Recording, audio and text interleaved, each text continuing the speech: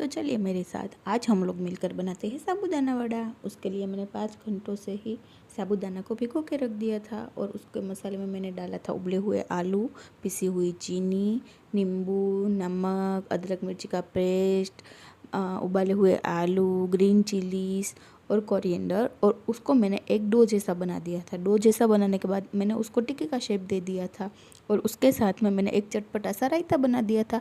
चटपटे से रायते में मैंने बनाया था दही। दही में मैंने पिसी हुई चीनी डाली, नमक डाला, अदरक मिर्ची डाली और उसको फेंट लिया था क्योंकि वो एक रायते जैसा बन जाए। और हाँ, उसी के साथ मैंने एक साइड तेल गरम करके मैंने उसमें सभी टिक्कियाँ फ्राई कर ली थी।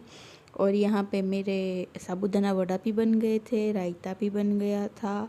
और हाँ, मैंने प्लेट्स लगा के सबको खाना भी खिला दिया। अगर आप मेरी चैनल को लाइक करते हो तो मेरे वीडियोस को लाइक करते हो तो प्लीज़ आप लोग लाइक करें, शेयर करें और please press the bell icon or comment for more videos. Thank you so much. Bye.